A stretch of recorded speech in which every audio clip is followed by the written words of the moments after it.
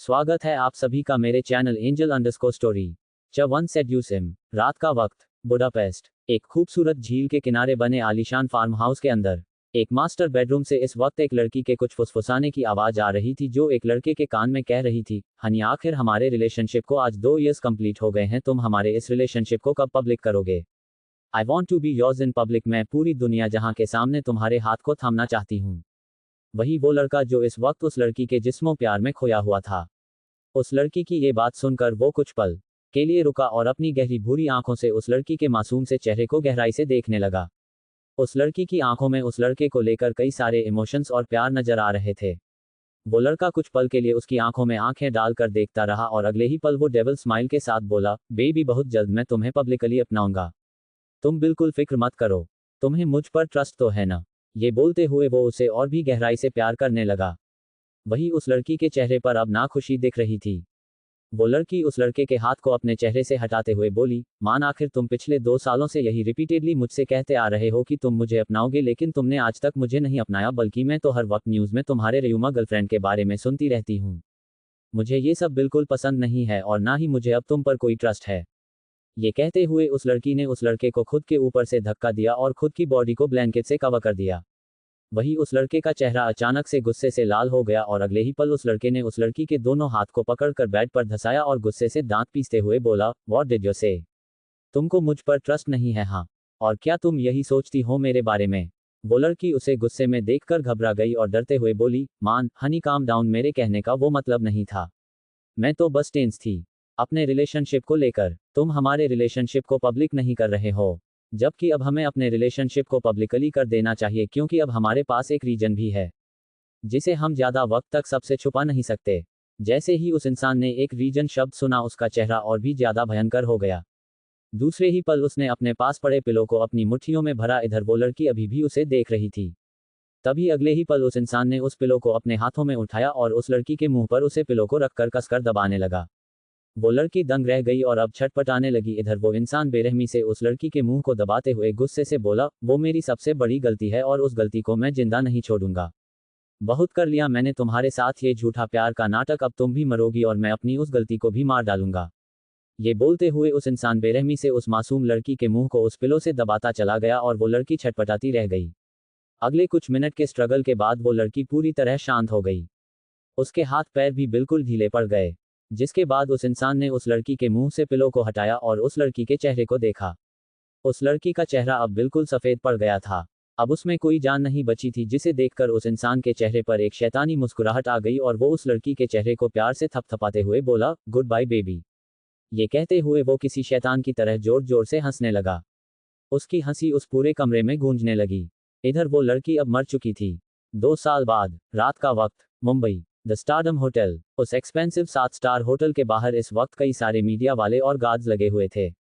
वहां देखकर ऐसा लग रहा था जैसे कोई बड़ी पार्टी ऑर्गेनाइज की गई हो, जिस वजह से कई सारे बिजनेस वर्ल्ड से रिलेटेड लोग आ रहे थे।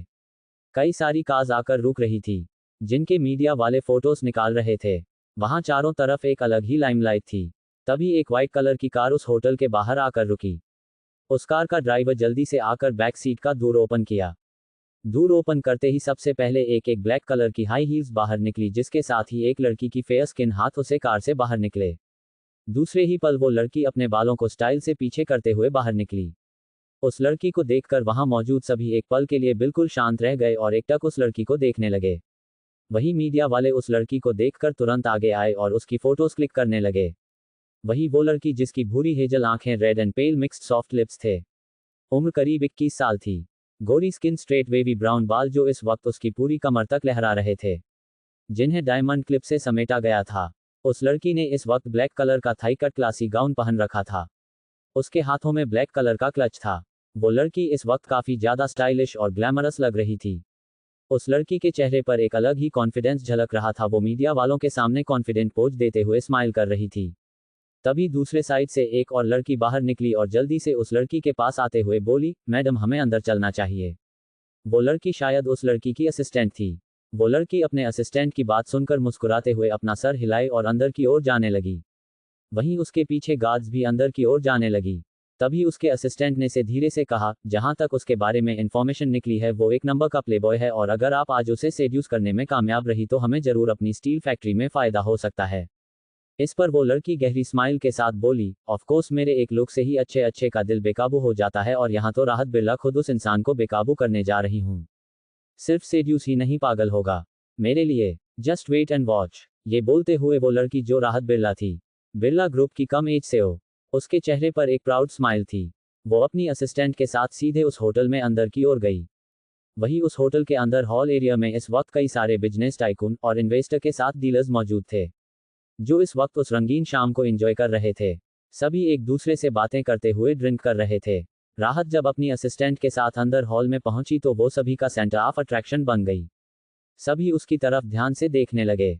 कुछ बिजनेस टाइकून की उसके ऊपर नजर पड़ी तो उन सभी की नज़र में एक हवस ने जगह बना ली।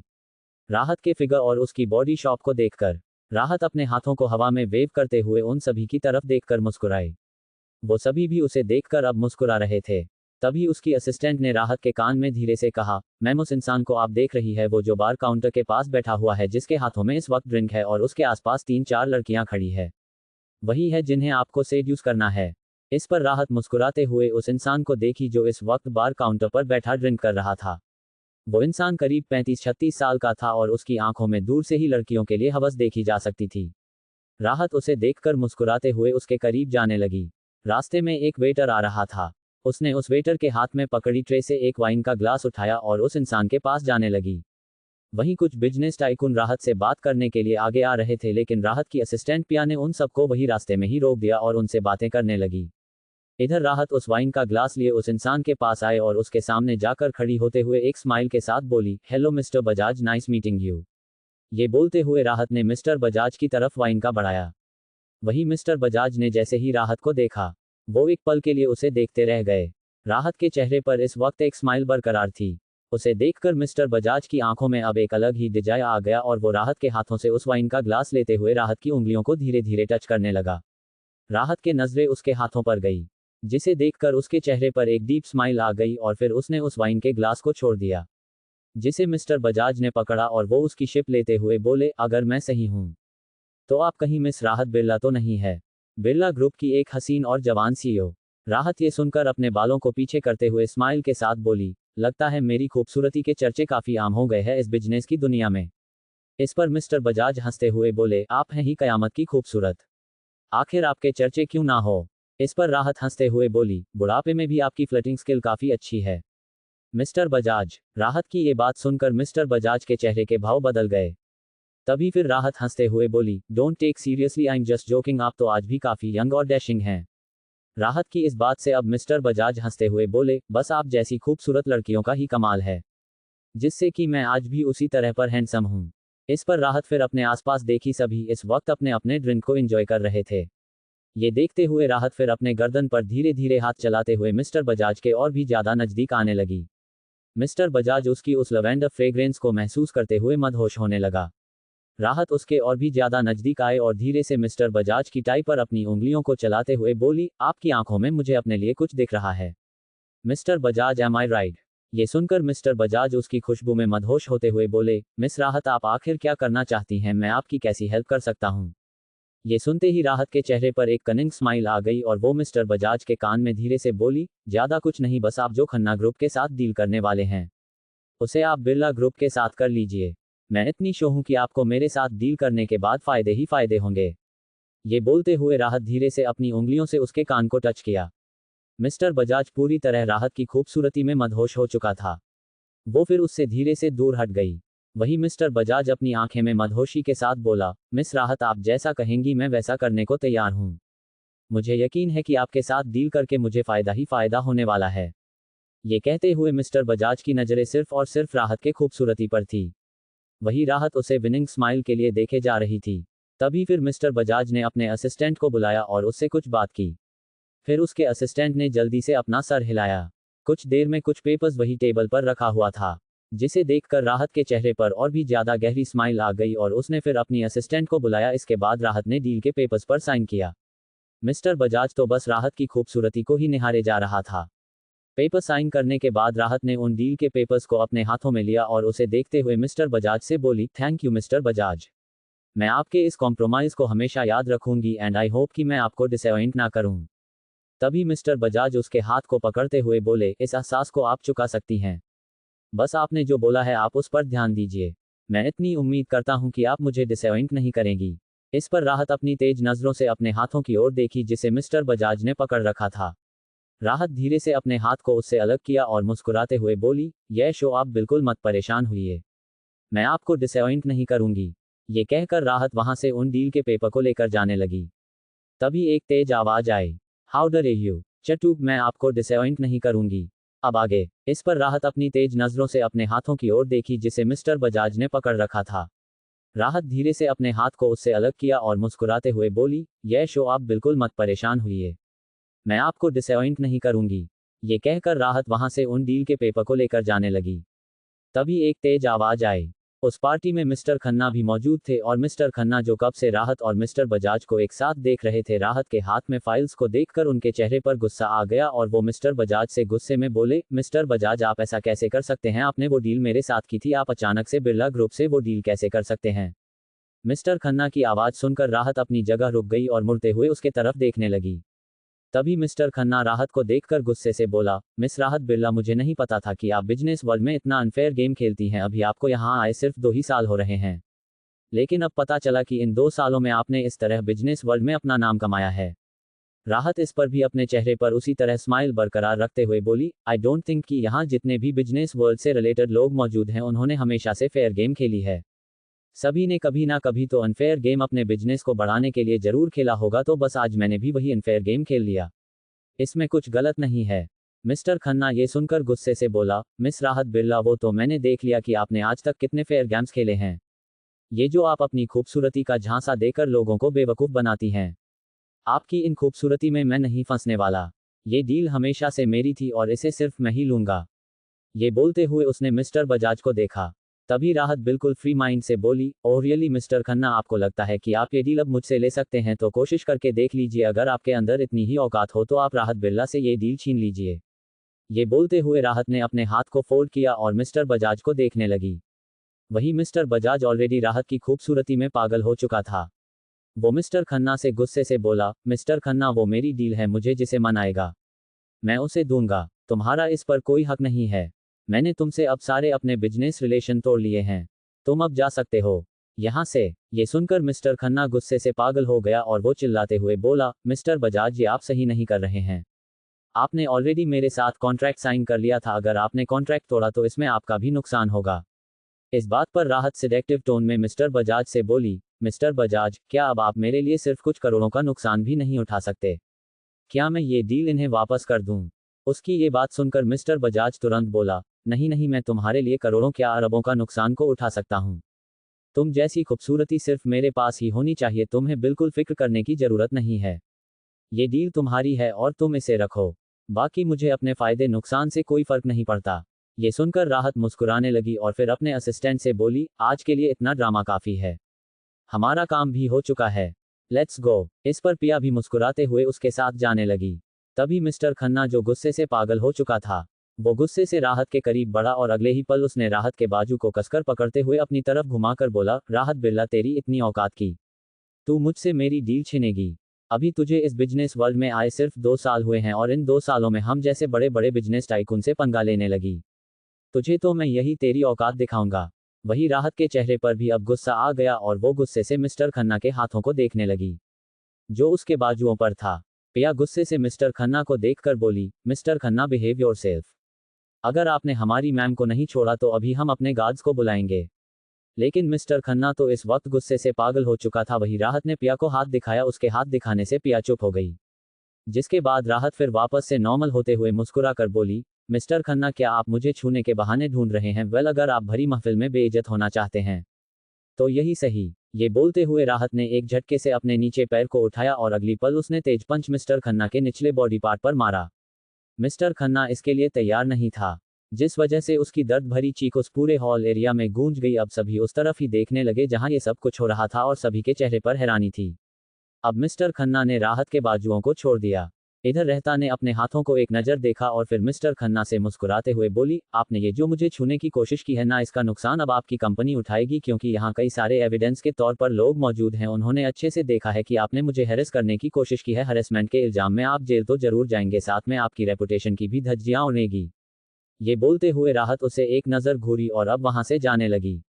तभी मिस्टर खन्ना खुद के दर्द को मुश्किल से कंट्रोल करते हुए गुस्से में राहत के करीब तेज कदमों में बढ़ा और अगले ही पल उसने राहत को पीछे से एक तेज धक्का दिया। राहत जो आगे चल रही थी वो संभल नहीं पाए और अगले ही पल वो जैसे ही फ्लो पर जाकर गिरती, वो किसी के ब्रॉड सीने से बुरी तरह टकराए और एक झटके से उस इंसान ने राहत को कमर से कसकर भींच लिया। इधर सभी ने जब ये देखा वो सब और भी ज्यादा हैरान रह गए। सभी की नज़र उस इंसान पर गई और उस इंसान के आसपास खड़े इतने सारे गार्ड्स पर गई। वहीं मिस्टर खन्ना जो गुस्से से उस तरह बढ़ रहे थे, उसकी नज़र जब उस इंसान पर गई और उनके पीछे गार्ड्स पर जिनके काले कपड़ों में सिर्फ एक ही लोगो लगा हुआ था, उस लोगों को देखकर मिस्टर खन्ना अपनी जगह जम से गए। इधर सभी अब शॉक्ड एक्सप्रेशन के साथ उस इंसान को देख रहे थे। इधर राहत जो उस इंसान के सीने से टकराई थी, राहत धीरे से अब अपना सर ऊपर उठाए। अचानक से उसकी नज़रें उस इंसान की काली स्याही जैसी नज़रों से जा मिली। राहत एक पल के लिए बिल्कुल खामोश पड़ गई। चतरी, मेरे साथ एक रात बिता लो, अब आगे। इधर राहत जो उस इंसान के सीने से टकराई थी, राहत धीरे से अब अपना सर ऊपर उठाए। अचानक से उसकी नज़रें उस इंसान की काली स्याही जैसी नज़रों से जा मिली। राहत एक पल के लिए बिल्कुल खामोश पड़ गई। वही वो इंसान जो इस वक्त ग्रे कलर के बिजनेस सूट में था, उसकी भूरी गहरी आंखें राहत की भूरी गहरी आंखों में घूरे जा रही थी। उस इंसान के फेसियल फीचर्स काफ़ी शार्प थे, वहां मौजूद सभी में वो एक अलग ही अपना स्टैंडर्ड रखता था। उसकी उम्र तकरीबन 28 साल की लग रही थी। उसके इंसान के चेहरे के एक्सप्रेशंस काफ़ी सीरियस थे और वो इस वक्त राहत के चेहरे को गौर से घूर रहा था। तभी अचानक से उस इंसान ने एक झटके में राहत को खुद से दूर धक्का दे दिया। राहत एक बार फिर पीछे की तरफ लड़खड़ा गई, लेकिन इस वक्त उसकी असिस्टेंट पिया ने उसे संभाल लिया। राहत अपने सेंस में आए और तुरंत अपनी गाउन को संभालते हुए उस इंसान को देखने लगी जिसे अभी उसने खुद से दूर धक्का दिया था। तभी उस इंसान ने अपना हाथ आगे बढ़ाया। एक गार्ड ने उसके हाथ में तुरंत टिश्यू पेपर दिया। उस टिश्यू पेपर से वो इंसान अपने कोट को साफ करने लगा। राहत ने ये देखकर कसकर अपनी मुठ्ठियां बंद कर ली। वो इंसान उस जगह को साफ कर रहा था जहां जहां राहत ने उसे अभी छुआ था।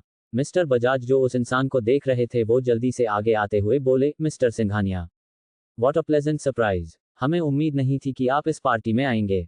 ये कहते हुए मिस्टर बजाज जल्दी से उस इंसान के पास पहुंचे हुए मिस्टर खन्ना अभी जो इस वक्त गुस्से में था, उसका गुस्सा ठंडा पड़ चुका था। अपने सामने खड़े king of business Mrityunjay Singhania को देखकर मृत्युंजय सिंघानिया का ऑरा इतना भयानक था कि वहां मौजूद सभी की नजरें उसके अलावा किसी और पर जा ही नहीं रही थी। सभी उसे ही देखे जा रहे थे। वही मिस्टर बजाज चलकर उसके पास आए और जल्दी से अपने हाथ को साफ करते हुए उसे हैंडशेक के लिए बढ़ाया। इधर मृत्युंजय जो बिना किसी एक्सप्रेशन के अपने कोट को टिश्यू पेपर से क्लीन कर रहा था, उसकी टेढ़ी नजरें मिस्टर बजाज के हाथों पर गई। उन हाथों को देखते हुए मृत्युंजय ने अपनी नजरें उठाई और उन्हें अपनी भूरी आंखों से घूरने लगा, लेकिन उसने अपने हाथ को आगे से शेक के लिए नहीं बढ़ाया, जिसे देखते हुए मिस्टर बजाज ने फिर ऑकवर्ड स्माइल के साथ अपने हाथ को पीछे खींच लिया और वापस बोला, मुझे सिंघानिया, हमें सच में उम्मीद नहीं थी कि आप ऐसी पार्टी में आएंगे, लेकिन आपको यहाँ देखकर खुशी हुई। क्या आप मेरे साथ ड्रिंक करना चाहेंगे? ये कहते हुए मिस्टर बजाज वेटर को बुलाने लगे। तभी मृत्युंजय अपने असिस्टेंट की ओर बिना एक्सप्रेशन घूरा। असिस्टेंट ये देखकर तुरंत आगे आया और मिस्टर बजाज से बोला, sorry mister Bajaj, but MJ sir अभी आपके साथ कोई भी ड्रिंक नहीं करेंगे। उसके इस तरह मना कर देने से मिस्टर बजाज को काफ़ी ज़्यादा इंसल्टिंग फील हुआ, लेकिन वो अपने सामने खड़े मृत्युंजय सिंघानिया का कुछ भी नहीं बिगाड़ सकते थे, क्योंकि मृत्युंजय सिंघानिया बिजनेस किंग था। उसके आगे उस जैसे बिजनेसमैन की कोई भी औकात नहीं थी। मिस्टर बजाज फिर चुप हो गया और वो वहीं खड़ा हो गया। वही राहत जो अपनी मुठ्ठियां बंद किए बस एक टक अभी भी मृत्युंजय को घूरे जा रही थी। तभी पिया ने धीरे से कहा, ma'am I think we should leave now. उसकी आवाज़ से राहत ने फिर अपनी नज़रें घुमाई और बिना कुछ कहे अपना सर हिला दिया और वहां से गेट की तरफ जाने लगी। वो अभी गेट से बाहर होती, तभी एक भारी आवाज़ आई, स्टॉप मिस बिरला। उस आवाज़ को सुनते ही राहत के कदम अपनी जगह ठहर गए। वही सभी मृत्युंजय की तरफ देखने लगे। राहत धीरे से मृत्युंजय की तरफ मुड़ी जिसने उसे रुकने के लिए कहा था। फिर मृत्युंजय को देखकर बिना एक्सप्रेशन बोली, what's wrong mister Singhania. Mrityunjay अपनी गर्दन टेढ़ी करते हुए उसके तरफ टर्न हुआ और शार्प स्माइल के साथ बोला, मैंने सुना आप यहाँ लोगों को सेड्यूस करके डील्स हासिल कर रही है, एम आई राइट मिस बिरला। ये कहते हुए मृत्युंजय की नज़र राहत के हाथ में पकड़े पेपर्स पर थी। वही राहत ने जब ये सुना तो वो मुस्कुराते हुए बोली, बिल्कुल ठीक सुना आपने, क्या इसमें कोई प्रॉब्लम है आपको? मृत्युंजय उसकी मुस्कुराहट को देखकर टेढ़ी मुस्कुराहट के साथ बोला, I have no any problem, पर आपके इस सेड्यूसिंग गेम से दूसरों को प्रॉब्लम हो रही है जो मैं टॉलरेट नहीं कर सकता। ये सुनकर राहत अपने हाथ फोल्ड करते हुए स्माइल के साथ बोली, तो आप अब सारे जहन के कर्ताधर्ता गॉडफादर बन गए हैं। अब आप सबकी प्रॉब्लम्स को सॉल्व करेंगे। बट जहां तक मैंने सुना है आपके बारे में, आप तो दुनिया के सबसे सेल्फिश ह्यूमन है जिसे सिर्फ अपने बेनिफिट से मतलब होता है। आई एम नॉट रॉन्ग राइट। सभी राहत को देख रहे थे, उसे देखते हुए एक दूसरे से यही बात कर रहे थे कि आखिर राहत के अंदर इतनी हिम्मत कहां से आ गई अपने सामने खड़े बिजनेस किंग मृत्युंजय सिंघानिया से इस तरह बात करने की, जबकि वहां मौजूद किसी के अंदर भी इतनी औकात नहीं थी। मृत्युंजय ने एक नज़र मिस्टर खन्ना की तरफ देखा और फिर वो राहत की तरफ देखते हुए बिना भाव के बोला, मिस्टर खन्ना मेरी कंपनी के साथ लिंक्ड है। मैं उनके साथ कुछ भी गलत होते हुए नहीं देख सकता। इसलिए मैं चाहता हूं कि अभी आप उनके डील के पेपर से वापस करें और फिर यहां से जाएं। राहत कुछ सेकंड के लिए चुप पड़ गई। वही जब मिस्टर बजाज ने ये सुना तो वो हैरानी से मिस्टर खन्ना को देखने लगे। इधर मिस्टर खन्ना के चेहरे पर खुद हैरानी की एक्सप्रेशन थे, लेकिन वो इस वक्त बिल्कुल शांत रहे। इधर पिया ने धीरे से राहत से कहा, मैम ये तो प्रॉब्लम हो गई। मिस्टर सिंघानिया से हम दुश्मनी नहीं ले सकते, और अगर इनका मिस्टर खन्ना के साथ कोई बिजनेस है तो हमें शायद ये डील वापस कर देना चाहिए। इसी में हमारी और हमारी कंपनी की भलाई है। राहत गुस्से से पिया की तरफ घूरते हुए बोली, हरगिज नहीं, ये डील मेरी है और मैं अपनी डील किसी को नहीं दूंगी, फिर चाहे मेरे आगे कोई भी क्यों ना खड़ा हो। पिया को खुद भी मृत्युंजय सिंघानिया के ऑरा से डर लग रहा था, लेकिन राहत को देखकर उसे कुछ समझ नहीं आ रहा था। तभी राहत स्माइल करते हुए मृत्युंजय सिंघानिया के करीब आने लगी। मृत्युंजय अभी भी अपने दोनों पैंट की पॉकेट में अपने दोनों हाथ डाले एरोगेंट वे में खड़ा था। वो बस एक टक राहत को घूरे जा रहा था। राहत मृत्युंजय के करीब आए और थोड़ा नजदीक होते हुए बोली, आई नो आप यहाँ क्या करने की कोशिश कर रहे हैं, लेकिन अब आपकी कोई भी गेम्स मुझ पर नहीं काम आएंगी, इसलिए आप भूल जाए कि आप ये डील मुझसे ले सकते हैं।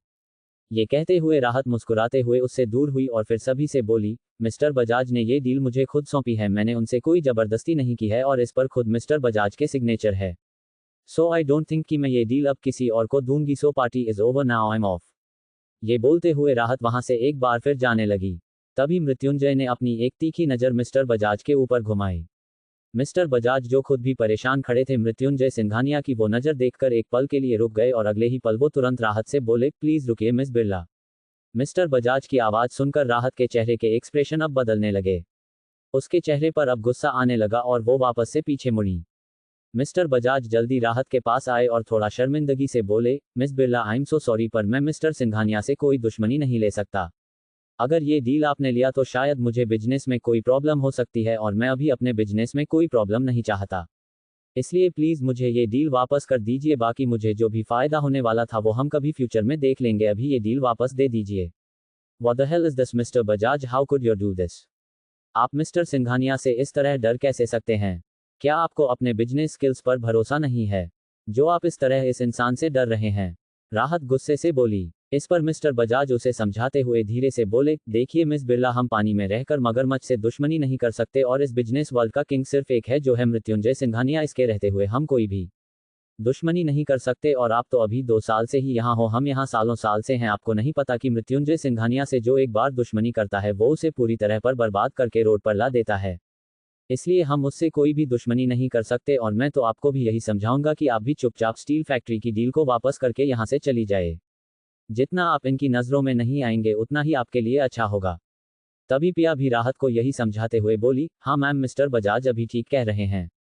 वैसे भी ये डील हमारी नहीं थी, ये डील पहले मिस्टर खन्ना की थी, हमने तो इसे जानबूझकर लेना चाहा था और अगर अब हमने मृत्युंजय सिंघानिया से कोई भी बहस की तो हम पर ही बात आ सकती है, क्योंकि इस बिजनेस वर्ल्ड में कोई भी उसके खिलाफ जाने की नहीं सोचेगा और अगर हम अकेले उसके खिलाफ गए तो मीडिया वालों की भी नज़र में आ जाएंगे, इसलिए बात मानिए। उन दोनों की सारी बातें सुनकर राहत ने गुस्से से अपनी मुठ्ठियां बेहद कस ली और आखिर में उन पेपर्स को गुस्से से मिस्टर बजाज के मुंह पर फेंकते हुए बोली, take this and go to hell. ये कहते हुए राहत ने एक गुस्से भरी नज़रों से मृत्युंजय सिंघानिया की ओर देखा, जिसके चेहरे पर इस वक्त एक अजीब मुस्कुराहट थी। उस मुस्कुराहट को देखते हुए राहत गुस्से से वहां से सीधे बाहर निकल गई। वही मिस्टर बजाज ने तुरंत जल्दी जल्दी उन पेपर्स को नीचे से उठाया और तुरंत मृत्युंजय सिंघानिया के पास जाते हुए बोले, मिस्टर सिंघानिया, डील वापस कर ली गई है, अब मैं मिस्टर खन्ना से ही डील करूंगा। अब आप तो खुश है ना? इस पर मृत्युंजय ने अपने असिस्टेंट की ओर घूरा तो उसका असिस्टेंट तुरंत आगे आया और मिस्टर बजाज से बोला, मज सर आपके साथ कल एक मीटिंग करना चाहते हैं। मीटिंग का नाम सुनते ही मिस्टर बजाज के चेहरे पर पसीने आने लगे और वो थोड़ा हिचकिचाते हुए बोले, यह शो वाई नॉट। इसके बाद मिस्टर बजाज मिस्टर खन्ना की तरफ वो पेपर से कर दिए। इधर राहत अभी होटल के दूसरे एरिया में खड़ी थी। वहां कोई भी आ जा नहीं रहा था। पिया उसकी कार लाने गई थी। राहत की आंखों में इस वक्त गुस्सा और नफरत झलक रहा था। उसने अपने क्लच से सिगरेट की पैकेट निकाली और सिगरेट जलाते हुए उसकी कसे भरने लगी। सिगरेट का धुआं ऊपर हवा में उड़ रहा था। उसे देखकर राहत अब खुद से मुस्कुराकर बोली, ख्वाबों का दौर अब सच होने को आया है। जिसे ख्वाब में देखा है वो खुद मुझे बर्बाद करने सामने आया है। ये बोलते हुए राहत हंसते हुए सिगरेट की कसे भर रही थी। उसके चेहरे पर इस वक्त कई सारे मिक्सड एक्सप्रेशन थे। वो अभी वहां सिगरेट पी रही थी कि तभी किसी ने एक झटके से उसके मुंह से सिगरेट की बड निकाली और दूसरे ही पर उसके हाथ को पकड़कर सीधे दीवार से सटा दिया। राहत गुस्से से उस इंसान को देखने लगी, लेकिन उस इंसान के चेहरे को देखते ही राहत के चेहरे का सारा गुस्सा गायब हो गया और उसके चेहरे पर एक गहरी मुस्कुराहट आ गई। वो उस इंसान के चेहरे को ध्यान से देखते हुए बोली, mister Mrityunjay Singhania, the king of business, जो दुनिया वालों के सामने एक सच्चाई का मसीहा बना घूमता है, जो दुनिया वालों के सामने एक अच्छे बनने का मुखौटा चढ़ाया हुआ है, पर मैं दुनिया से अलग हूं। मैं मृत्युंजय सिंघानिया असली चेहरा जानती हूं जो दुनिया में कोई नहीं जानता है, ना मिस्टर सिंघानिया। ये बोलते हुए राहत ने अपने मुंह के धुएं को मृत्युंजय के मुंह पर छोड़ा और हंसने लगी। वहीं मृत्युंजय, जिसकी आंखें इस वक्त ठंडी थी, वो राहत के चेहरे को गौर से देखते हुए बोला, तुम क्या करने की कोशिश कर रही थी आज वहां? तुम्हें क्या लगता है जब तक मैं जिंदा हूं तुम अपने इन सभी चालों में कामयाब हो सकती हो? वो फिर तिरछी स्माइल के साथ बोला, नाम है राहत लेकिन काम आज भी तकलीफ भरे करती हो तुम। इस पर राहत ने अपने हाथ को आगे बढ़ाया और उसे मृत्युंजय के सीने के पास रखते हुए कुछ देर उसके धड़कनों को महसूस की। इसके बाद वो हंसते हुए बोली, अगर ऐसी बात है तो मैं तुम्हें बहुत जल्द मार डालूंगी और ये जो तुम्हारा दिल धड़क रहा है ना, इस दिल को मैं तुम्हारे सीने से अलग कर दूंगी, क्योंकि इस दिल ने मेरे दिल के साथ बहुत खिलवाड़ किया है, जिसे जिंदा रहने का हक नहीं है। ये बोलते हुए राहत ने एक झटके से मृत्युंजय को दूर कर दिया और वापस से दूसरे सिगरेट को निकालकर उसकी कस लेने लगी। मृत्युंजय उसे ऊपर से नीचे तक घूरते हुए टेढ़ी स्माइल के साथ बोला, मैंने सुना है कि तुम लोगों को सेड्यूस करके उनसे डील लेती हूँ। What do you think about me? क्या तुम मुझे सेड्यूस करके मुझसे डील्स लेना चाहेगी? एक रात के बदले मैं तुम्हें करोड़ों की डील्स दे सकता हूँ। ये सुनते ही राहत, जिसके चेहरे पर इस वक्त मुस्कुराहट थी, वो एकदम से गायब हो गई और अगले ही पल वो गुस्से से मृत्युंजय सिंघानिया की तरफ मुड़ी और बोली, अगर आपको किसी के साथ रात बितानी है तो जाकर किसी स्लट को ढूंढिए, क्योंकि राहत बिरला को आप जैसा इंसान डिजर्व नहीं करता। ये सुनकर मृत्युंजय के भाव सर्द हो गए। आगे अभी कोई और बात होती कि तभी उसका फोन रिंग करने लगा। उसने फोन को घूरा, उसके चेहरे की एक्सप्रेशन ठंडे हो गए और वो राहत को पूरी तरह इग्नोर करते हुए वहां से निकल गया। इधर राहत अपने हाथों की मुठ्ठियां बंद किए उसे जाते हुए घूर रही थी। तभी पिया वहां कार लेकर और राहत सीधे वहां से निकल गई। इधर मृत्युंजय सीधे होटल के बाहर अपनी कार के पास आया। उसकी ब्लैक मर्सिडीज बेंज के आसपास कई सारे गार्ड्स लगे हुए थे। उसके असिस्टेंट ने कार का गेट ओपन किया और जल्दी से बोला, मज सर, चारों तरफ उन्हें ढूंढ लिया गया है पर वो कहीं भी नहीं मिल रही। अब आप ही को वहां जाना पड़ेगा। मृत्युंजय बिना किसी भाव के अपनी मर्सिडीज बेंज में बैठ गया।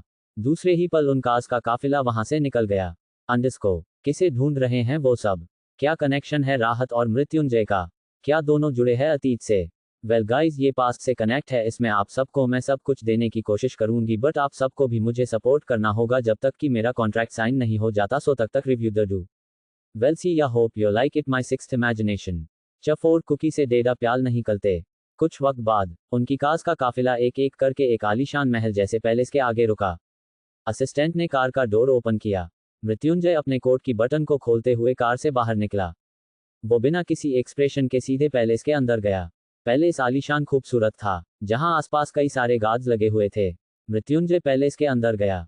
वहां इस वक्त चारों तरफ चहल पहल मची हुई थी। चारों तरफ नौकर और सर्वेंट के साथ गार्ड्स भी जैसे किसी को ढूंढ रहे हो और सभी के चेहरे पर टेंशन साफ दिख रही थी।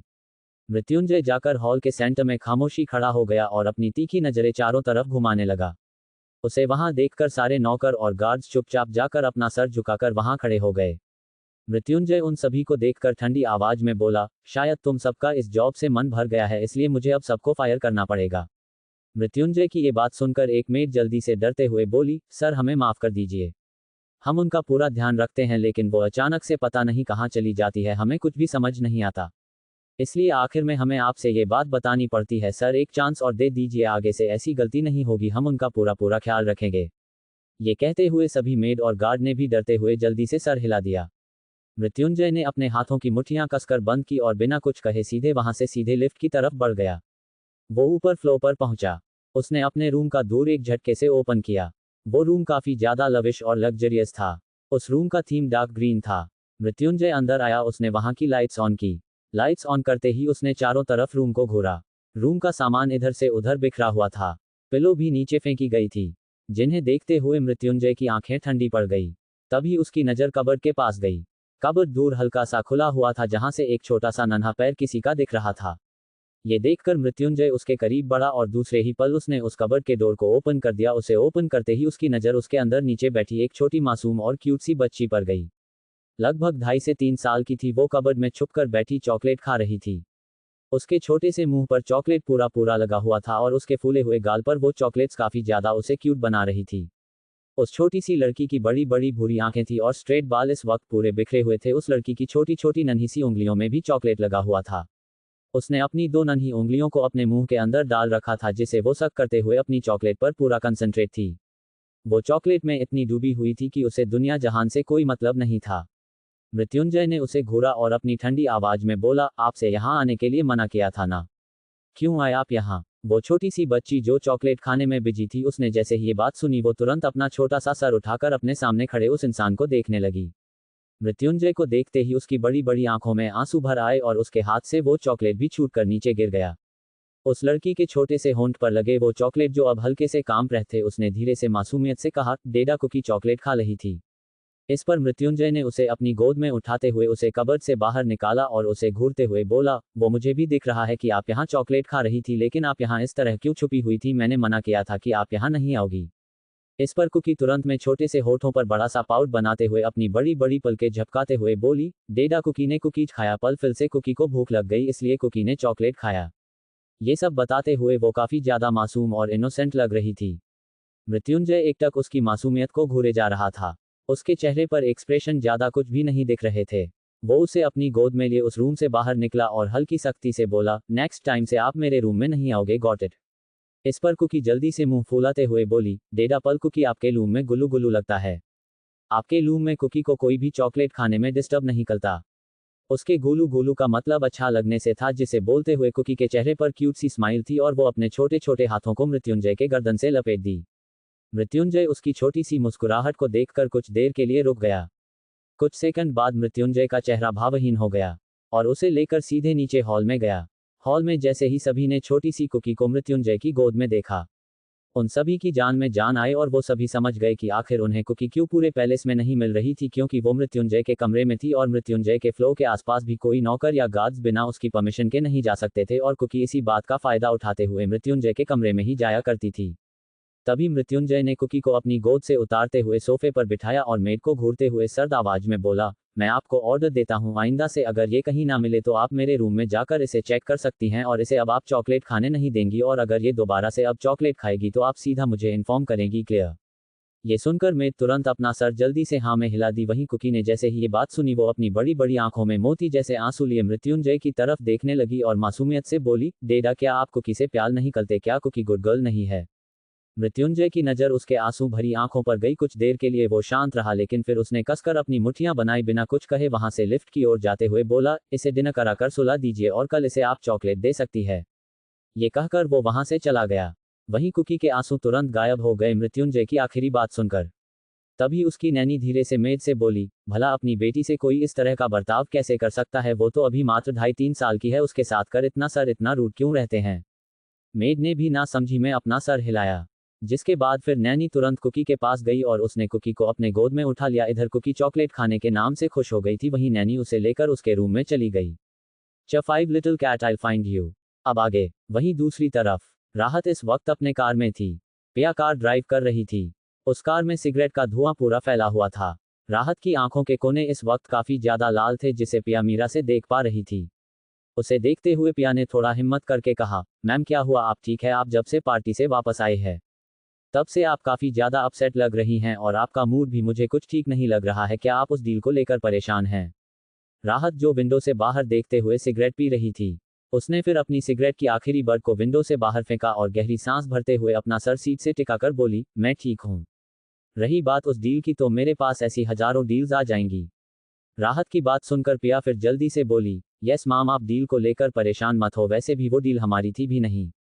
हमारे पास अभी कुछ और डील्स हैं जिन पर हम काम कर सकते हैं। ये कहते हुए वो फिर कुछ रुक गई और वापस एक एक्साइटमेंट के साथ बोली, बाय द वे मैम, आपको पता है मैंने आज फर्स्ट टाइम सिंघानिया ग्रुप के सीईओ को देखा। मैंने हमेशा उनके बारे में सुना था और मैगजीन में पढ़ रखा था, लेकिन वो बहुत ज़्यादा लो प्रोफाइल रहते हैं। मुझे नहीं पता था कि आज वो ऐसे पार्टी में आएंगे। वैसे वो काफ़ी ज़्यादा यंग और अट्रैक्टिव लग रहे थे। इसमें कोई शक नहीं है कि उनके पीछे लड़कियां इतना क्यों पागल हैं। उसकी बात जैसे ही राहत के कानों में गई, राहत ने गुस्से से अपनी आंखें खोली और लगभग चिल्लाते हुए बोली, उस इंसान के बारे में तुम्हारे मुंह से अब एक शब्द भी नहीं निकलना चाहिए।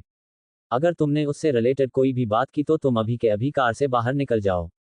पिया बेहद डर गई और जल्दी से बोली, मुझे माफ़ कर दीजिए। मुझे नहीं पता था कि आप इतना गुस्सा हो जाएंगी। मैं उनके बारे में कोई बात नहीं करूंगी। राहत ने फिर अपनी आंखें बंद कर ली और सर सीट से टिका दिया। आंखें बंद करते ही उसकी आंखों के सामने कुछ अतीत के पल आने लगे। Little cat, I find you, मुझसे छुपने की जरूरत नहीं है। मैं तुम्हें तुम्हारी फ्रेग्रेंस से भी ढूंढ लूंगा। एक इंसान ने अपनी गहरी आवाज में कहा और हॉल के आसपास अपनी नजरें घुमाई। तभी एक प्यारी सी आवाज गूंजी, आप मुझे ढूंढ नहीं पाओगे, आपको पता नहीं चलेगा कि मैं इस वक्त सोफे के पीछे छुपी हुई हूँ। उस लड़की की आवाज सुनकर वो इंसान तुरंत सोफे के पीछे गया और उस लड़की को अपनी बाहों में भरते हुए बोला, आई कॉट यू। वो लड़की खिलखिलाकर हंसने लगी और उस इंसान ने उसे अपनी गोद में उठाकर कहा, तुमने आज मुझे काफी परेशान किया है। अब मैं तुम्हें बेड पर परेशान करूंगा। ये कहते हुए वो इंसान उस लड़की को लेकर सीधे वहां से अपने बेडरूम की तरफ जाने लगा। तभी वो लड़की अपना सर प्यार से उसके सीने पर रखते हुए बोली, I love you, do you love me ना। ये सुनकर वो इंसान कुछ देर के लिए रुक गया और उस लड़की की आंखों में गहराई से देखने लगा, जिसकी आंखों में कई सारे प्यार के इमोशन थे। उस इंसान ने उस लड़की के इस बात का कोई जवाब नहीं दिया और उसे लेकर सीधे रूम में चला गया। अचानक से कार की ब्रेक लगी। राहत ने तुरंत अपनी आंखें खोली। उसकी आंखों के कोने लाल हो चुके थे, जैसे उनसे अभी खून निकलने लगेगा। राहत में आसपास देखा तभी पिया धीरे से बोली, मैम हम घर आ गए। राहत ने अपनी आंखें एक बार फिर बंद की और खुद को कंट्रोल करते हुए बोली, मृत्युंजय सिंघानिया, तुम मेरी जिंदगी में वापस अब खुद को बर्बाद करने आए हो। तुम्हें इस बार मैं बर्बाद करूंगी। Just wait and watch. ये कहते हुए राहत डोर ओपन करके सीधे अपने बंगले के अंदर चली गई। वहीं पिया वहां से कार लेकर चली गई। रात के करीब 11 बज रहे थे। राहत हॉल में आई तो वहां उस वक्त राहत के मॉम डैड सोफे पर बैठे हुए थे, जो काफी स्टाइलिश थे। राहत ने उन्हें देखा और खुद को नॉर्मल करते हुए बोली, मॉम डैड आप दोनों अभी तक सोए नहीं। इस पर राहत के डैड करुण अपनी जगह से उठे और उसके पास आते हुए बोले, अभी अभी मुझे न्यूज़ मिली कि तुमने पार्टी में इस बार फिर से कोई हंगामा किया। राहत बोरियत से बोली, आपने वापस से मेरे पीछे गार्ड्स लगाए हैं। Dad what's wrong with you, मैंने आपसे मना किया था ना कि मुझे कोई भी प्रोटेक्शन या सेफ्टी की जरूरत नहीं है, मैं खुद से खुद को हैंडल कर सकती हूँ। आइंदा से आप मेरे पीछे कोई गार्ड्स नहीं लगाएंगे क्योंकि मुझे जासूसी वाला काम बिल्कुल पसंद नहीं है। राहत की गुस्से भरी बात सुनकर करुण चुप पड़ गए। तभी राहत की मॉम नीता बोली, राहत ये कैसे बात कर रही हो तुम? हमें तुम्हारी फिक्र है, तुम एक लड़की हो और इस तरह तुम बिजनेस पार्टी में हंगामा कर रही हो, ये अच्छी बात नहीं है। भले ही तुम्हारे डैड ने अब अपनी जॉब से रिटायरमेंट ले ली है और तुम्हें बिरला ग्रुप दे दिया है, तो इसका ये मतलब नहीं कि तुम अपनी मनमानी करोगी।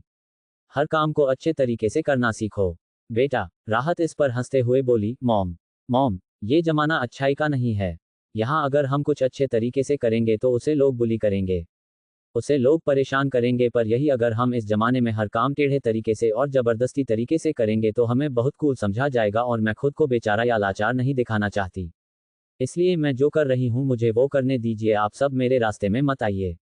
ये कहकर राहत वहां से सीधे ऊपर रूम में चली गई। वही करुण और नीता उसे जाते हुए बस देख रहे थे। तभी नीता गुस्से से बोली, क्या हो गई है मेरी बेटी? कभी उम्मीद नहीं थी कि मैं अपनी बेटी को इस तरह देखूंगी और ये सब सिर्फ एक इंसान की वजह से हुआ है, जिसे मैं कभी माफ नहीं कर सकती। ये बोलते हुए नीता की आंखों में गुस्सा, दर्द, बेबसी सब भर आया। वही करुण उनके कंधे पर हाथ रखते हुए बोले, अभी हमें सिर्फ राहत को समझाना होगा क्योंकि आज जिस तरह की न्यूज़ मुझे मिली है उससे कुछ ठीक नहीं लग रहा। इस पर फिर नीता ने कुछ नहीं कहा और उन्होंने एक नौकर से राहत के लिए ऊपर डिनर भिजवा दिया। अगली सुबह एमजे पैलेस, मजेज रूम। इस वक्त मृत्युंजय बेड पर लेटा हुआ था। उसके बाल पूरे मैसी थे, जो उसके माथे तक आ रहे थे। उसका चेहरा सुबह के वक्त और भी अट्रैक्टिव लग रहा था। तभी कोई उसके चेहरे पर अपने नन्हे नन्हे पैर रखकर उसके सर पर चढ़ने की कोशिश करने लगा। मृत्युंजय ने अगले ही पल एक झटके से अपनी आंखें खोली। उसकी आंखें बेहद लाल और सर्द थी। उसने अपना सर ऊपर की ओर उठाया। इस वक्त छोटी सी कुकी उसके सर पर बैठी हुई थी। मृत्युंजय कुकी को सर्द निगाहों से देखते हुए बोला, ये क्या हो रहा है यहाँ?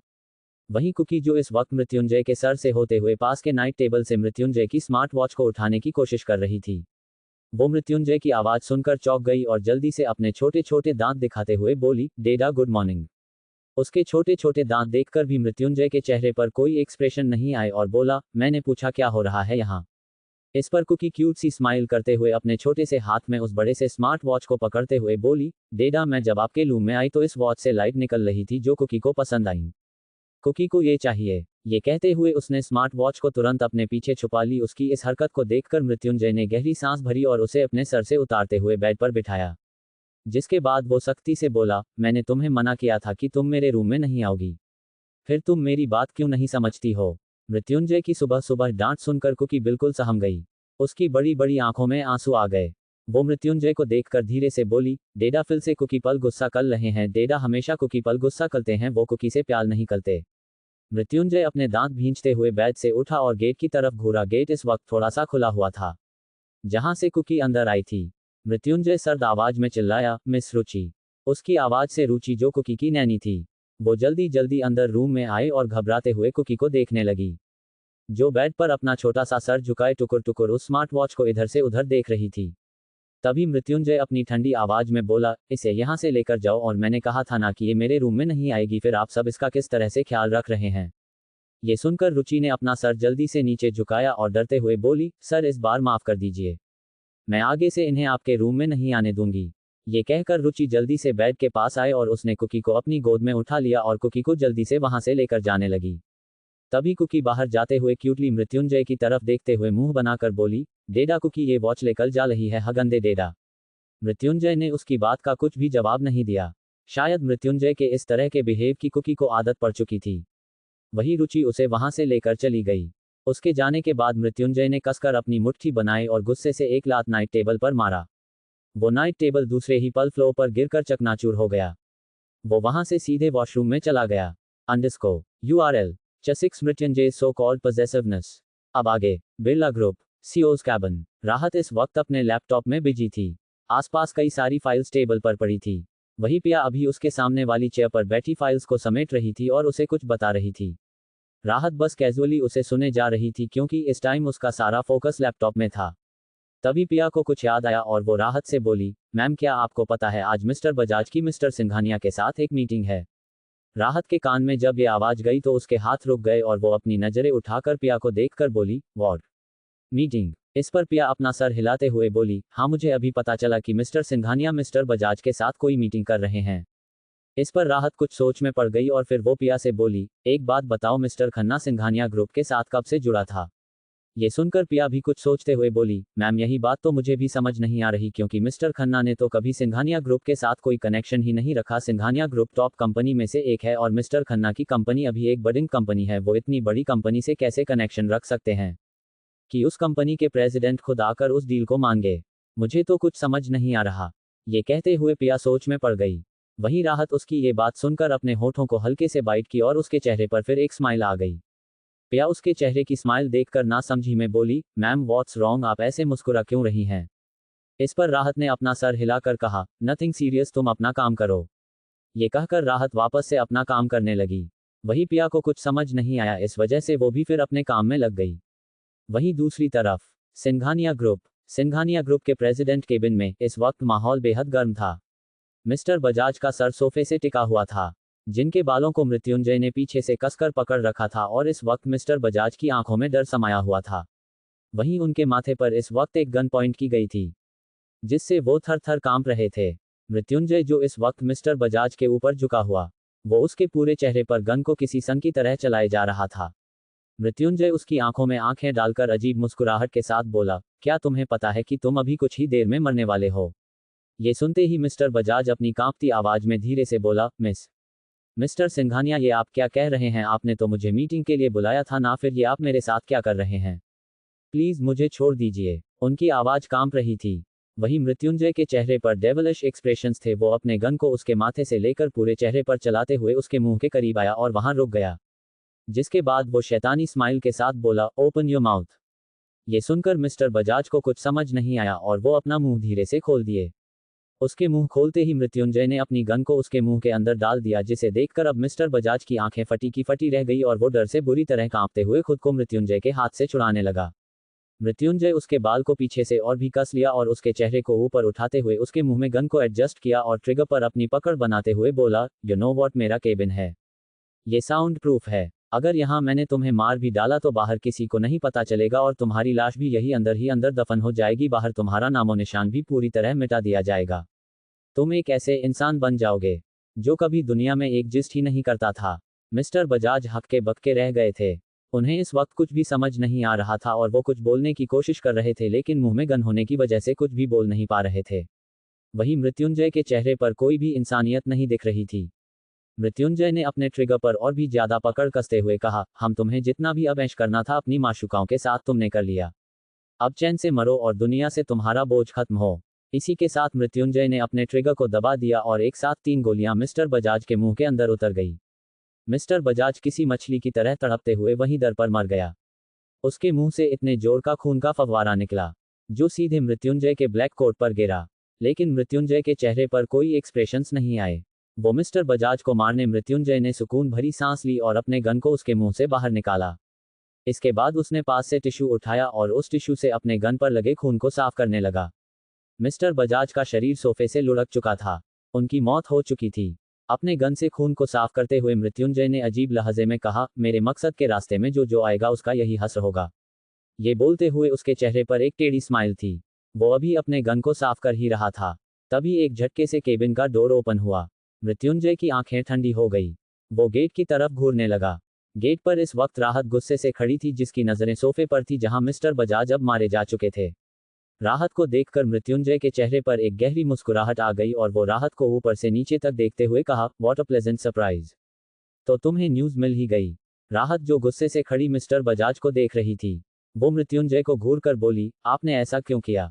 मृत्युंजय टेबल से टेक करके खड़े होते हुए बिना एक्सप्रेशन कहा, काफी दिन से मैंने किसी को मारा नहीं था, मेरे हाथों में चिंग हो रही थी तो सोचा कि इसे मार दूं। वैसे इसके मरने का रीजन काफी छोटा था, पर फिर भी इसकी कुछ हरकतें मुझे पसंद नहीं आई, इसलिए बेचारे को मुझे मारना ही पड़ा।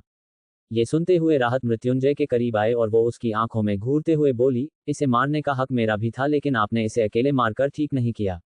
मृत्युंजय ये सुनकर अजीब लहजे से हंसते हुए बोला, हा हा हा, ओह तो मेरी लिटिल कैट अब वाइल्ड कैट बन गई है। ये बात सुनते ही राहत के चेहरे के सारे एक्सप्रेशन गायब हो गए और वो एक झटके से मृत्युंजय के कॉलर को पकड़कर बोली, don't call me like that, मुझे नफरत है इस नाम से, आइंदा से अब मुझे इस नाम से मत बुलाना अदरवाइज। ये बोलते हुए राहत ने मृत्युंजय के हाथ से गन एक झटके से अपने हाथ में लिया और उसे मृत्युंजय के माथे पर पॉइंट करते हुए बोली, मेरे हाथों से तुम्हारा खून हो जाएगा। मृत्युंजय ने एक नज़र उस गन को देखा और फिर राहत को गौर से देखते हुए बोला, तुम अपने जहन से मेरा एग्जिस्टेंस मिटा नहीं पाओगी। बाकी दिल तो मेरा पहले ही मर चुका है, अब जान भी तुम ले लो, मुझे फर्क नहीं पड़ता। राहत ये सुनकर गुस्से से अपने दांत पीसते हुए ट्रिगर को उसके साइड के फ्लावर वॉश पर चलाई। वो वॉश टूटते हुए जमीन पर गिर पड़ा। मृत्युंजय के एक्सप्रेशन चेंज नहीं हुए। राहत गुस्से से बोली, मृत्युंजय सिंघानिया, आइंदा से अपनी ये पॉसेसिवनेस कंट्रोल में रखना। आपका कोई हक नहीं बनता मेरे ऊपर। आपने आज जो मिस्टर बजाज के साथ किया ये सही नहीं किया है। ये बोलते हुए राहत कुछ देर के लिए रुकी और फिर एक स्माइल के साथ बोली, बाय द वे एक बात बताओ, आप आखिर कितनों को इसी तरह मारोगे। मैं फिर से कल एक पार्टी में जा रही हूँ, वहां भी मैं यही करूंगी। तो क्या अब जो जो मुझे छुएगा आप इसी तरह उन सभी को मारोगे अपने सो कॉल्ड पॉसेसिवनेस के चलते। तभी मृत्युंजय आगे बढ़ा और उसने पीछे से राहत के बालों को गर्दन सहित पकड़ा। वो उसके चेहरे को ऊपर उठाते हुए अपनी ठंडी आवाज में बोला, मैं कोई पॉसेसिव नहीं हो रहा हूं तुम्हारे लिए, बस मुझे पसंद नहीं कि जिस चीज को मृत्युंजय सिंघनिया ने छुआ हो उसे कोई और छुए। राहत इस पर भी मुस्कुराते हुए बोली, वो आपको गुस्सा आता है जब मुझे कोई और छूता है, लेकिन क्यों, क्या आप भूल गए हमारे बीच क्या हुआ था।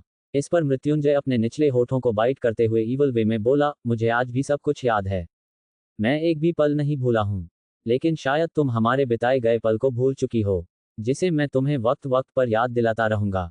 इसलिए फेयर गेम खेलो, ये अनफेयर गेम्स खेलकर मुझे प्रोवोक करने की कोशिश बंद करो, otherwise it will not good for you my little cat. ये कहते हुए मृत्युंजय ने एक झटके से राहत को छोड़ दिया। राहत 2 कदम पीछे हुई और मुस्कुराते हुए मृत्युंजय से बोली, मृत्युंजय सिंघानिया, सिंघानिया ग्रुप का इकलौता वारिस, आज भी मेरे लिए दीवाना है। इस पर मृत्युंजय ने उसे एक बार फिर झटके से दीवार से सटा दिया और उसके दोनों हाथों को पकड़कर सीधे दीवार पर प्रेस किया। राहत का चेहरा एक बार फिर ऊपर की ओर उठ गया। अंडरस्कोर फर्स्ट ऑफ ऑल, मेरी आज की जितनी भी नॉवेल्स हैं मैंने आज तक उनमें अपने हीरो हीरोइन या साइड रोल्स को भी कैरेक्टरलेस नहीं बनाया, तो मैं इनमें कैसे ऐसा कुछ कर सकती हूँ। ये हीरो हीरोइन और ये नॉवेल मेरी बाकी सभी नॉवेल्स से अलग है जिसे मैं दिल से लिख रही हूँ, सो इसमें ऐसा कुछ भी नहीं होगा। मुझे उतना फर्क नहीं पड़ता कि इस नॉवेल को कितना हाइप मिलता है या ये कितनी ऊपर तक जाती है, बट ये मेरी सिक्स्थ इमेजिनेशन बन चुकी है जिसे मैं एंडिंग तक लेकर जाना चाहती हूँ और मेरे पास मेरे लॉयल रीडर्स है, फिर चाहे वो 500 रीडर्स ही क्यों ना हो। आई एम हैप्पी, मेरे लिए इतने ही काफ़ी है क्योंकि वो मुझे सपोर्ट करते हैं, मेरी हर नॉवल को सपोर्ट करते हैं। सो थैंक यू जिसने भी मुझे रेटिंग रिव्यू दिया है, दिल दिल, एंड जिन्होंने नहीं दिया वो रिव्यू जरूर दें, अपने थॉट्स शेयर करे। Thank you. 7 मैं अपनी पर आया तो तुम सीधे मेरे बेड पर आओगी। अब आगे। मृत्युंजय ने उसके दोनों हाथ को पकड़कर उसके सर के ऊपर दीवार पर प्रेस किया, जिससे राहत का चेहरा ऊपर की ओर उठ गया। मृत्युंजय उसके चेहरे के करीब झुकते हुए अपने दांत भींचकर बोला, मैं तुम्हें लास्ट बार समझा रहा हूं, मेरी बात समझ जाओ, वरना अगर मैं अपनी पर आया तो तुम सीधे मेरे बेड पर आओगी। ये कहते हुए मृत्युंजय ने उसके चेहरे को स्निफ किया। स्निफ करते हुए उसने अपनी आंखें बंद कर ली। वही राहत ये सुनकर गुस्से से अपने दांत पीसते हुए बोली, just shut up and leave me. इस पर मृत्युंजय शार्प स्माइल के साथ बोला, इट्स इम्पॉसिबल कोस जो मेरा है उसे मैं नहीं छोड़ सकता। राहत उसकी बातों का मतलब समझते हुए गुस्से से अपने हिल्स को एक झटके से मृत्युंजय के शूज पर कसकर मसलने लगी। वो जितना जोर लगा रही थी उतना ही जोर उसके चेहरे पर भी नजर आ रहा था, लेकिन मृत्युंजय अभी भी उसी तरह उसके हाथों को पकड़े उसके करीब खड़ा था। ये देखकर राहत गुस्से से चिल्लाते हुए बोली, यू बस्टर्ड, क्या आपको दर्द नहीं होता? इस पर मृत्युंजय उसके कान में बोला, दिल को तुमने मार दिया है, अब दर्द का एहसास नहीं होता। ये सुनकर राहत उसे घूर कर देखने लगी और गुस्से से बोली, यू डिजर्व दैट, मुझे आपने मजबूर किया था। ऐसा क्या मैंने मजबूर किया कि तुमने मेरे दिल को तोड़ दिया? मृत्युंजय उसके रेड चीक्स को अपनी एक उंगली से मसलते हुए बोला। ये सुनकर राहत कुछ सेकंड के लिए चुप पड़ गई और वो अपनी नजरें उसे दूसरी तरफ घुमाते हुए अब स्ट्रगल करना बंद कर दी। वो चुपचाप इस तरह खड़ी रही और फिर गहरी सांस लेकर बोली, तुम एक शातिर इंसान हो, मुझे तुम्हारे हर एक एहसास को अपने जहन से मिटाना है। इस पर मृत्युंजय ने उसे इस बार छोड़ दिया और वो 2 कदम पीछे होते हुए ईवल स्माइल के साथ बोला, डू यू रियली थिंक कि मेरा एहसास जो तुम्हारे रग रग में समाया हुआ है उसे मिटा सकती हो? क्या तुम भूल सकती हो उन सब पलों को? राहत ये सुनकर कुछ देर के लिए बिल्कुल शांत खड़ी रही और फिर वो मृत्युंजय की आंखों में आंखें डालकर एक स्माइल के साथ बोली, of course mister Singhania, because I am not belong to you. ये कहते हुए राहत आगे बिना कुछ कहे केबिन से बाहर निकल गई। मृत्युंजय उसे जाते हुए देखकर अजीब लहजे से हंसते हुए कहा, my little cat, you always belong to me. कुछ देर बाद केबिन का गेट नॉक हुआ और एक इंसान चलते हुए अंदर आया और सामने की चेयर पर बैठकर मृत्युंजय को एकटक घूरने लगा। वहीं इस वक्त मृत्युंजय अपने टैब में गेम खेल रहा था। उसके चेहरे पर एक अलग एक्सप्रेशन थे। उसे इतना कैजुअल देखकर सामने बैठा इंसान जो उसी की उम्र का था और काफी हैंडसम था। वो बोला, मच स्टॉप इट। इस आवाज से मृत्युंजय कुछ सेकंड के लिए रुका और फिर वो वापस से गेम की तरफ फोकस करते हुए बोला, व्हाट्स रॉन्ग, क्या गर्लफ्रेंड से ब्रेकअप हो गया तुम्हारा? ये सुनकर वो इंसान मृत्युंजय को घूर कर बोला, तुम बात बात पर मेरे ब्रेकअप के ऊपर क्यों आ जाते हो? तुम सिंगल हो तो इसका ये मतलब नहीं कि तुम दूसरों को भी अपनी गर्लफ्रेंड के साथ खुश ना रहने दो। वैसे भी मैं अपनी गर्लफ्रेंड के साथ बहुत खुश हूं और हमारा कभी ब्रेकअप नहीं होगा क्योंकि हम दोनों एक दूसरे सच्चा प्यार करते हैं। सच्चा प्यार शब्द सुनकर मृत्युंजय रुक गया और वो इस बार अपने टैब को ऑफ करते हुए ईवल वे में हंसते हुए बोला, सच्चा प्यार जैसी इस दुनिया में कोई चीज नहीं है। मृत्युंजय की बातें सरकास्टिक थी जिसे समझते हुए वो इंसान सीरियस आवाज में बोला, देखो दुनिया में हर कोई बेवफा या दगाबाज नहीं होता। अगर तुम दुनिया को एक ही नजरिए से देखोगे तो ये सही नहीं है। इस दुनिया के कई रंग रूप हैं जिन्हें तुम्हें अपने अलग अलग नजरिए से देखना पड़ेगा, तभी तुम खुश रह सकते हो। इस पर मृत्युंजय अपनी फियोनिक्स चेयर पर लीन होते हुए बोला, दुनिया का सिर्फ एक ही रंग है, काला। ये सुनकर वो इंसान मृत्युंजय को ध्यान से देखने लगा। तभी मृत्युंजय आगे क्रेकल वॉइस में बोला, मैंने दुनिया के सभी रंगों को देखा है और अब मेरा सिर्फ एक मकसद है, उसकी रंगीन जिंदगी को बेरंग बनाना, जिसे तुम अच्छे से जानते हो, और अगर उससे रिलेटेड तुम्हारे पास कोई न्यूज़ है तो मुझे बताओ, otherwise you can get out. ये कहकर मृत्युंजय ने अब लैपटॉप को ऑन किया। वही उसकी बात सुनकर साहित्य बैनर्जी, जो मृत्युंजय का बचपन का दोस्त था, वो मृत्युंजय से सीरियस आवाज में बोला, मुझे न्यूज़ मिली है कि वो उससे मिलने जा रही है। ये सुनकर ही मृत्युंजय के हाथ एक बार फिर लैपटॉप पर रुक गए और वो उसे गौर से देखते हुए बोला, कब जा रही है वो? इस पर साहित्य कुछ सोचते हुए बोला, शायद कल शाम को। ये सुनकर मृत्युंजय के चेहरे पर एक ईवल स्माइल आ गई और वो गहरी सांस लेकर बोला, let's play our game again, और इस बार शुरुआत उससे होगी। इस पर साहित्य बोला, लेकिन तुम उस इंसान का पता कैसे लगाओगे? वो काफी क्लैंडस्टाइन है। इस पर मृत्युंजय कुछ देर के लिए खामोश रहा और फिर तिरछा मुस्कुराते हुए बोला, मेरे पास हर सीक्रेट ताले की चाबी है। फिर तो वो एक मामूली सा ताला है। उसकी बात सुनकर साहित्य समझ गया और फिर वो अपनी जगह से उठते हुए बोला, ओके देन, पर हाँ मुझे तुमसे एक और बात करनी थी। ये कहकर वो वापस रुका और फिर मृत्युंजय को देखकर हल्के गुस्से में बोला, मृत्युंजय तुम्हें समझ आ रहा है कि तुम कुकी के साथ कितना रूड हो चुके हो? तुम वक्त के साथ कुकी से कैसे बिहेव करने लगे हो? कुकी का जिक्र सुनते ही मृत्युंजय की एक्सप्रेशन ठंडे हो गए और वो अपनी ठंडी निगाहों से उसे घूरते हुए बोला, तुम अब जा सकते हो यहाँ से। इस पर साहित्य अपना हाथ टेबल पर रखते हुए बोला, देखो मृत्युंजय, मुझे पता है तुम कुकी के साथ ऐसा बिहेव क्यों करते हो, लेकिन तुम खुद सोचो, वो तुम्हारी बेटी है और वो अभी सिर्फ 2.5 साल की है। अगर तुम इस तरह उसके साथ रूड रहोगे तो क्या पता बड़े होने पर उसके दिल में तुम्हारे लिए नफरत जगह ना बना ले। और तो और मैंने उसकी नैनी से ये भी सुना कि वो अब अपनी मम्मा की जिद करती है। ये कहते कहते साहित्य थोड़ा सा रुक गया और वो धीरे से मृत्युंजय के चेहरे के एक्सप्रेशन देखने लगा, जो कि अब और भी ज्यादा काले और ठंडे पड़ चुके थे।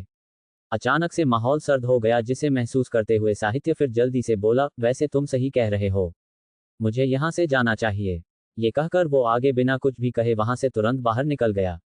और उसने जैसे ही केबिन से बाहर अपने कदम रखा, अंदर से लैपटॉप के तेज टूटने की तेज आवाज उसके कान में गई। साहित्य अपनी जगह रुक गया और वो गहरी सांस भरते हुए खुद से बोला, मज, मैं तुम्हें आखिर कैसे समझाऊं? तुम्हारे इस रिवेंज गेम तुम्हारी खुद की बेटी सफर कर रही है। ये कहते हुए साहित्य फिर गहरी सांस लेते हुए वहां से बाहर निकल गया। वहीं अंदर लैपटॉप फ्लोर पर टुकड़ों में पड़ा था और मृत्युंजय इस वक्त सर अपना चेयर से टिकाए सिगार पी रहा था। उसकी आंखें किसी शिकारी की तरह लग रही थी, जो एक अजीब खालीपन से लाल हो गई थी। सिगार का धुआं धीरे धीरे करके पूरे केबिन में फैलने लगा। अंडरस्को अकल नहीं दिया, सॉरी, बट और जिसने भी अभी तक रिव्यू नहीं किया वो कर दू, और जिन जिन ने किया उन्हें बड़ा वाला थैंक्स। एट भूमि, एट सुमित, एट कशिश, एट अपूर्वा, एट टूली, एट इन सभी को थनकू चैट किस कदर हर रात मेरी बाहों में तुम खुद को छोड़। अब आगे। शाम का वक्त। बिरला विला। राहत का रूम। इस वक्त राहत काउच पर बैठी अपने लैपटॉप में काम कर रही थी। उसके एक हाथ में सिगरेट की बट थी और सिगरेट का धुआं पूरे कमरे में फैला हुआ था। तभी उसके रूम का डोर नॉक हुआ। डोर नॉक की आवाज से राहत हड़बड़ा गई। उसने सबसे पहले जल्दी जल्दी सिगरेट की बट को एस्ट्रे में स्मैश किया और फिर एस्ट्रे को टेबल के नीचे छुपाया। जिसके बाद उसने जल्दी से ग्लास विंडो को ओपन कर दिया, जिससे कि वहां का सारा धुआं बाहर की तरफ निकलने लगा। तभी वापस से डोर नॉक हुआ और बाहर से आवाज आई, राहत बेटा क्या हुआ? तुम बिजी हो क्या? इधर राहत, जो अपने मुंह में च्युइंगम डाल चुकी थी और वो उसे जल्दी जल्दी चबा रही थी, वो बोली, नो डैड, आप अंदर आ सकते हैं। इस आवाज से फिर गेट से अंदर करुण रूम में आए। करुण के हाथ में एक कॉफी मग थी, जिसे देखकर राहत जबरदस्ती स्माइल के साथ बोली, आह डैड, आप ये क्यों लेकर आए? आप किसी नौकर से भेज देते हैं। करुण ने एक नज़र अपनी बेटी को देखा और फिर उन्होंने चारों तरफ रूम को देखा।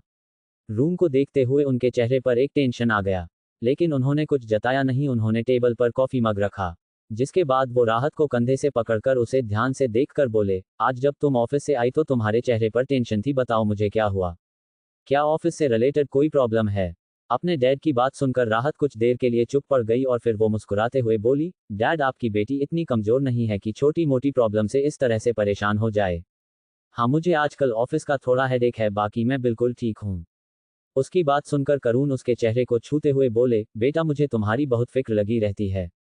मैंने भले ही अपने जॉब से रिटायरमेंट ले ली है, लेकिन अकेले तुम्हें इस बिजनेस फील्ड में छोड़कर हर वक्त मुझे एक डर सताता रहता है। करुण की बात सुनकर राहत बोरियत से बोली, ओ कम ऑन डैड, आप ऐसे टिपिकल होना बंद कर दीजिए। मैंने कहा ना कि मैं कैपेबल हूँ खुद को प्रोटेक्ट करने के लिए। जो होना था वो हो चुका है। अब कोई मेरे साथ कुछ भी नहीं कर पाएगा, क्योंकि अब मैं पहले वाली राहत नहीं रह गई, जिसे लोग आसानी से बेवकूफ़ बना देते थे। अब मैं राहत बिरला हूँ। कोई मुझे तकलीफ देने से पहले 10 बार सोचेगा। ये कहते हुए राहत की आंखों में मृत्युंजय का चेहरा दिखाई दे रहा था। वही करुण उसकी बात ध्यान से सुनते हुए बोले, मैंने सुना कल तुम फिर से कोई बिजनेस पार्टी में जा रही हो। लेकिन बेटा, मेरी एक बात मान लो, तुम अब किसी से भी कोई लड़ाई झगड़ा नहीं करोगी, क्योंकि तुम जानती हो कि हमारे पास अब तुम्हारे अलावा कोई नहीं है। अगर तुम्हें तुम्हारे साथ कुछ भी गलत हुआ तो हम जीते जी मर जाएंगे। ये सुनते ही राहत उनके सीने से लगते हुए बोली, डैड स्टॉप इट, आप ऐसी बात नहीं करोगे। और जहां बात रही किसी से लड़ाई झगड़े की तो ठीक है, आई प्रॉमिस यू, मैं अब किसी से लड़ाई नहीं करूंगी। लेकिन अगर कोई मुझे पोक करने की कोशिश करेगा, फिर मैं उसे छोड़ूंगी भी नहीं, ओके? ये सुनकर करुण फिर उसे खुद से अलग करते हुए मुस्कुराकर बोले, हाँ वो तो पता है कि मेरी बेटी शेरनी है, अगर किसी ने उसे पोक किया तो वो उसके ऊपर दहाड़ते हुए हमला कर देगी। इस पर राहत स्माइल करने लगी। करून ने इसके आगे कोई भी बात की सुनी और रूम से वो बाहर जाते हुए बोले, बेटा कॉफी पी लेना। इस पर राहत ने अपना सर हिला दिया। करून वहां से निकल गए। उनके जाने के बाद राहत काउच पर बैठ गई। तभी कुछ ही देर में उसके पास फोन को एक फोन कॉल आया। उस कॉल को देखकर राहत के चेहरे के एक्सप्रेशन बदल गए और वो अपने आसपास देखते हुए उस कॉल को पिक किया और धीरे से बोली, what happened, everything is okay. तभी उधर से किसी इंसान की भारी आवाज आई, कल आ रही हो ना। इस पर राहत बोली, मम मैं कल आ रही हूँ।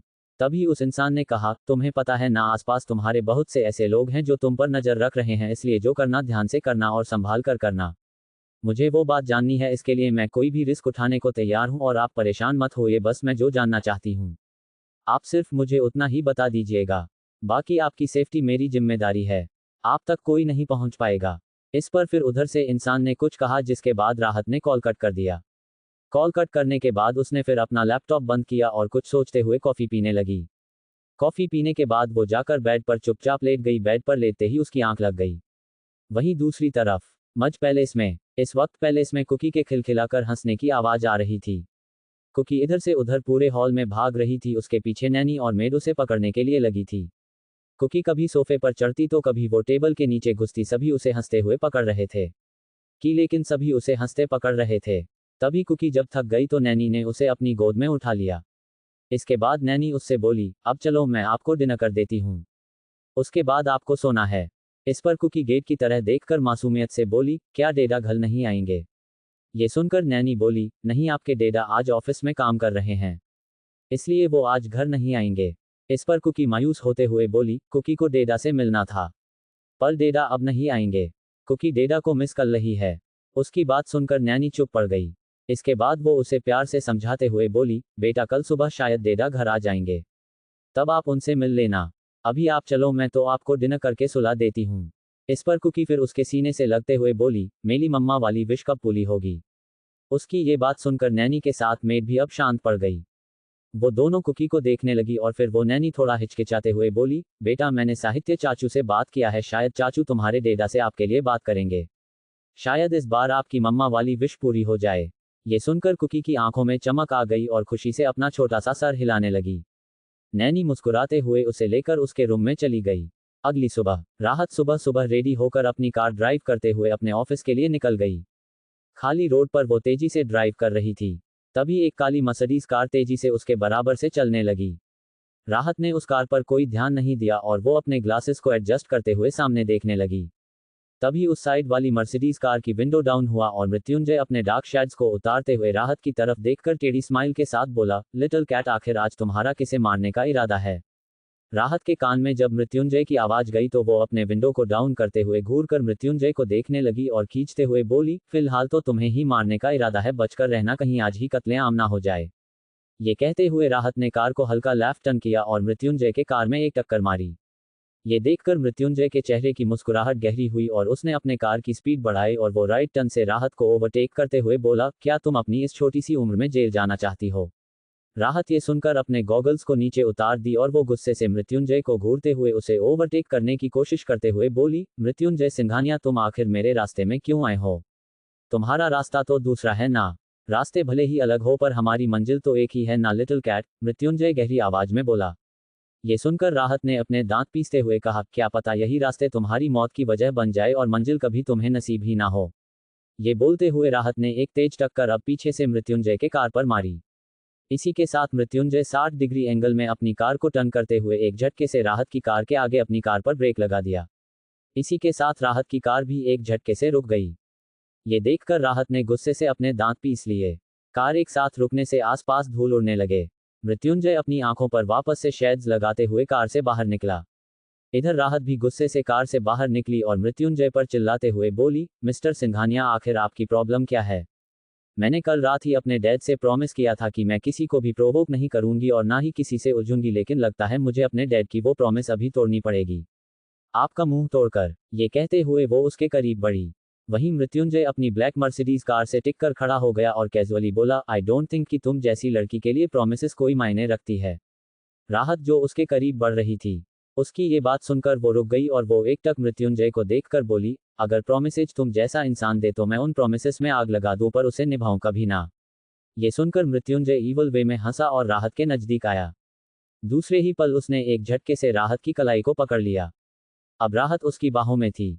ये देखकर राहत बेहद खींचते हुए बोली, mister Singhania, what's wrong with you? अगर तुम अपनी बेइज्जती नहीं कराना चाहते तो मुझे अभी के अभी छोड़ दो। इस पर मृत्युंजय ने उसकी लंबी गर्दन को घूरा। राहत ने इस वक्त रेड कलर की नी लेंथ एक स्ट्रैपी ड्रेस पहन रखी थी जिसमें वो काफी ज्यादा एलिगेंट और खूबसूरत लग रही थी। मृत्युंजय उसकी खूबसूरती को करीब से देखते हुए उसकी गर्दन पर अपनी उंगलियां धीरे धीरे चलाने लगा। ये महसूस कर कुछ पल के लिए राहत शांत रही और फिर वो गहरी स्माइल के साथ बोली, ओह, अब मुझे समझ आ रहा है। मैंने मृत्युंजय सिंघानिया को इस कदर अपने प्यार में दीवाना कर दिया था कि 2 सालों बाद भी वो मुझे देखकर खुद को सेड्यूस होने से रोक नहीं पाते और मेरे करीब आने के बहाने ढूंढते रहते हैं। ये सुनते ही मृत्युंजय के चेहरे के एक्सप्रेशन सर्द हो गए और वो राहत की आंखों में घूरते हुए बोला, यू नो वॉट, मुझे कोई इंटरेस्ट नहीं है तुम्हारे करीब आने पर, लेकिन मैं जब तुम्हें देखता हूं तो मुझे याद आता है कि किस तरह तुम मुझे पाने के लिए तड़पा करती थी, किस तरह तुम मेरे हर एक टच से पिघल जाया करती थी, किस कदर तुम अपने आप को मेरी बाहों में हर रात ढीला छोड़ दिया करती थी। ये कहते हुए मृत्युंजय गौर से राहत को देख रहा था। वहीं अचानक से राहत की आंखों के सामने अपने पुराने कुछ बीते पल आने लगे। इसी के साथ राहत का चेहरा गुस्से से लाल हो गया। दूसरे ही पल वो जैसे ही मृत्युंजय को खुद से दूर धक्का देने को हुई, तभी मृत्युंजय ने अपना दूसरा हाथ आगे बढ़ाया और राहत की गर्दन पर एक झटके से कुछ इंजेक्ट कर दिया। देखते देखते राहत की आंखों के सामने अंधेरा छाने लगा और राहत मृत्युंजय की गोद में बेहोशी की हालत में जा गिरी, जिसे देखकर राहत मृत्युंजय के चेहरे पर ईवल स्माइल आ गई और वो राहत को अपने कंधे पर उठाते हुए वहां से सीधे अपनी कार में लेकर चला गया। दूसरे ही पल मृत्युंजय की कार वहां से हवा को चीरते हुए गायब हो गई। अंडरस्को क्या करने वाला है अब मृत्युंजय राहत के साथ? चनाइन, अपने जिस्म पर मेरे छोड़े गए निशानों को ढूंढ रही हो लिटिल कैट। अब आगे कुछ वक्त बाद उसी रोड के किनारे राहत की कार खड़ी थी और राहत ड्राइविंग सीट पर इस वक्त आंखें बंद किए हल्की बेहोशी की हालत में बैठी हुई थी। तभी उसे अब धीरे धीरे करके होश आने लगा। राहत ने जब अपनी आंखें खोली तो उसकी नजरें कुछ धुंधली थी। वो कुछ देर के लिए उसी तरह सामने की ओर देखती रही। उसने फिर धीरे धीरे अपनी आंखों को रब किया। रब करने के बाद उसकी आंखें अब साफ दिखने लगी, जिसके बाद वो इधर उधर देखने लगी। अभी वो थोड़ी शांत थी लेकिन अचानक से उसके दिमाग में कुछ वक्त पहले का सब सीन चलने लगा। ये सब सोचकर राहत एकदम से चौंक उठी और तुरंत वो आसपास देखने लगी।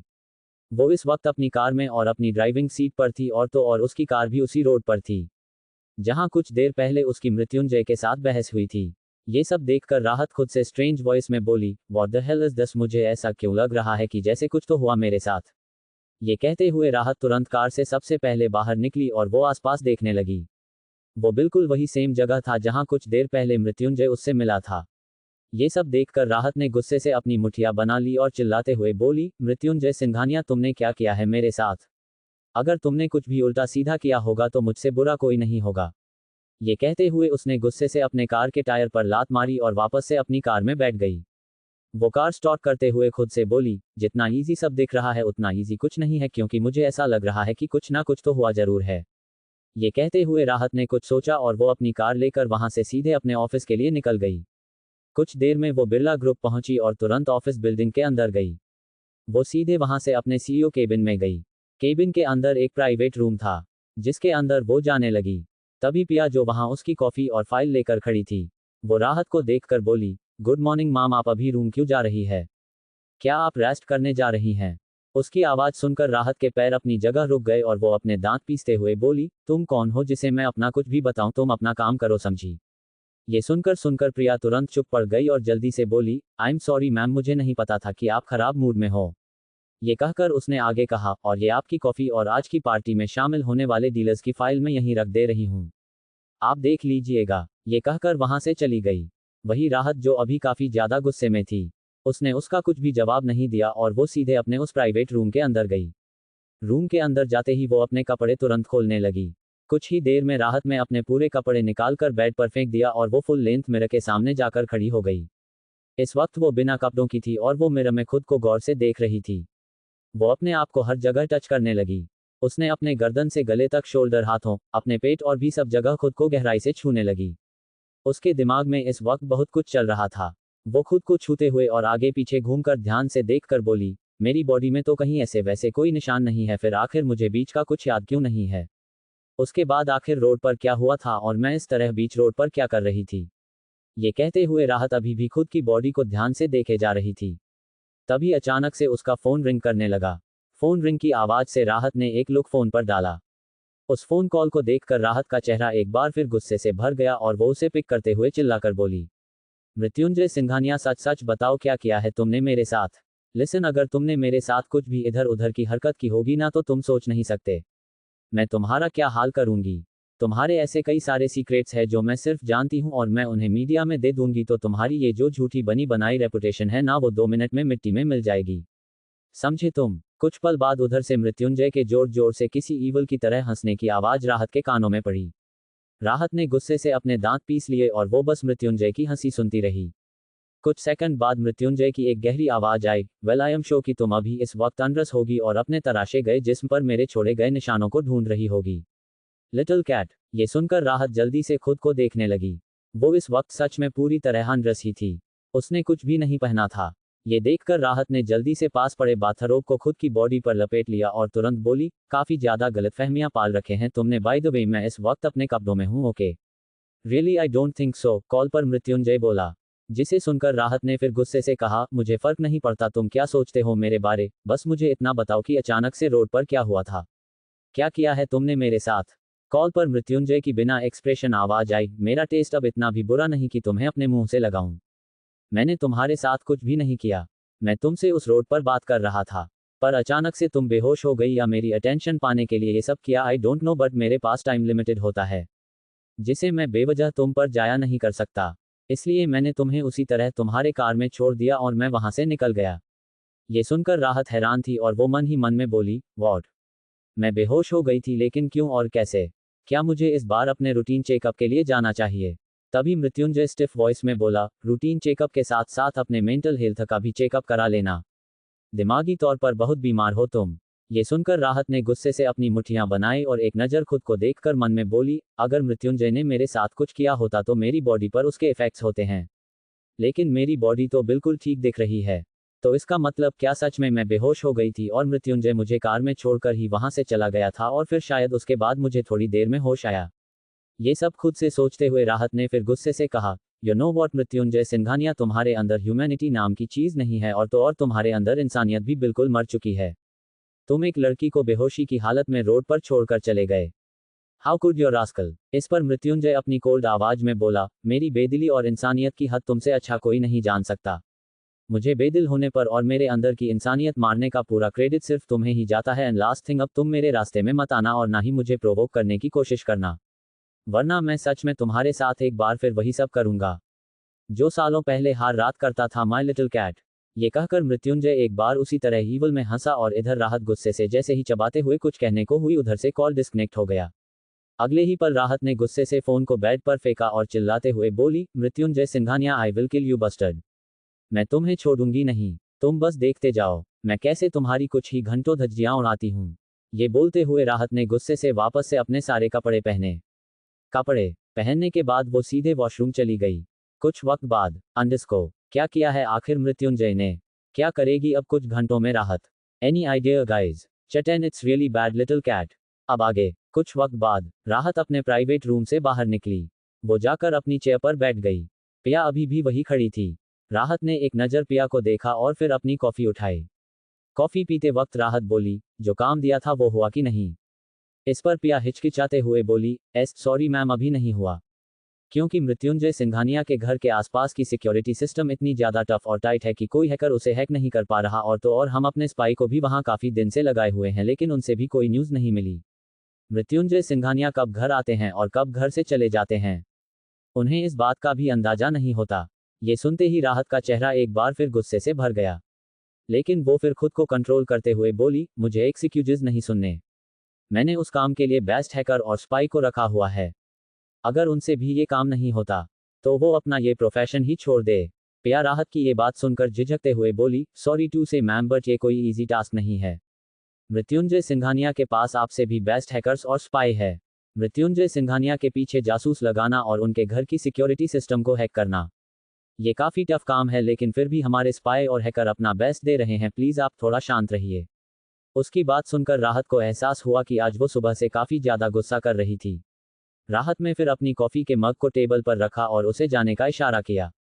वो वहां से चली गई। इसके बाद राहत ने अपने सर को मसाज देते हुए कहा, व्हाट्स रॉन्ग विद योर राहत, तुम मृत्युंजय सिंघानिया की वजह से अपना दिमाग क्यों खराब कर रही हो, तुम्हें तो उसका दिमाग खराब करना चाहिए। ये कहते हुए राहत के दिमाग में अचानक से कुछ आया और उसके होठों पर एक स्माइल आ गई।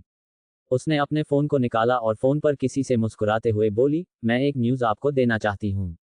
आई एम श्योर वो न्यूज़ आपके लिए काफ़ी बेनिफिट साबित होगी। ये कहते हुए राहत ने आगे कुछ उससे बताया। इसी तरह देखते देखते शाम हो गई। शाम के वक्त राहत अपने ऑफिस से बाहर निकलते हुए पिया से बोली, अगर तुम्हारी मॉम की तबीयत ठीक ना हो तो तुम जा सकती हो। मैं उस पार्टी में अकेले चली जाऊंगी। पिया ये सुनकर बोली, नहीं माम, मैं आपके साथ ज्वाइन करना चाहती हूँ। इस पर राहत ने कुछ पल सोचा और वो फिर अपनी कार में बैठते हुए बोली, बट मैं ये पार्टी अकेले अटेंड करना चाहती हूँ, इसलिए तुम मेरे साथ नहीं आ सकती। ये सुनकर पिया को कुछ समझ नहीं आया और वो फिर अपना सर ना चाहते हुए भी हाँ में हिला दी। इसके बाद राहत अपनी कार से वहां से निकल गई। इधर फिर पिया भी अपनी कार से अपने घर निकल गई। वहीं दूसरी तरफ मज पैलेस के बाहर एक ब्लैक मर्सिडीज बेंज आकर रुकी। गार्ड्स ने तुरंत आकर कार का गेट खोला। इसके साथ ही मृत्युंजय अपने कोट की बटन लगाते हुए कार से बाहर निकला। उसके चेहरे पर कोई भी एक्सप्रेशंस नहीं थे। वो अपने तेज कदमों से पैलेस के अंदर जाने लगा। वो जब लिविंग एरिया में पहुंचा तो कुछ सेकंड के लिए वो वहां रुका। उसने अपनी नजरें चारों तरफ घुमाई। वहां इस वक्त कोई नहीं था, लेकिन किचन से कुछ आवाज आ रही थी। तभी एक नौकर जल्दी से आया और अपना सर झुकाते हुए कहा, गुड इवनिंग सर, क्या लाऊं आपके लिए, ब्लैक कॉफी या ग्रीन टी? इस पर मृत्युंजय लिफ्ट की ओर जाते हुए बिना एक्सप्रेशन बोला, ब्लैक कॉफी। ये कहकर वो वहां से जाने लगा।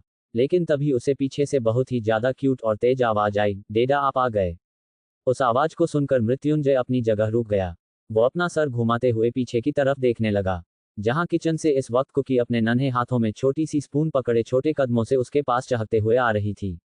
कुकी ने इस वक्त एक मिनी अप्रैन पहन रखा था, जिसमें उसके छोटे बालों को समेटकर पोनीटेल बनाया गया था। उसके फूलों में गालों पर कुछ आटे भी लगे हुए थे। इस वक्त वो काफी ज्यादा क्यूट लग रही थी।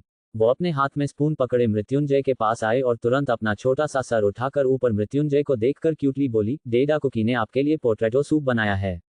वो पोटैटो सूप काफी मुश्किल से बोल पा रही थी। वहीं मृत्युंजय ने जैसे ही ये बात सुनी उसकी आंखें ठंडी हो गई और वो अपनी सर्द आवाज में चिल्लाया, मिस रुचि, मिस रुचि।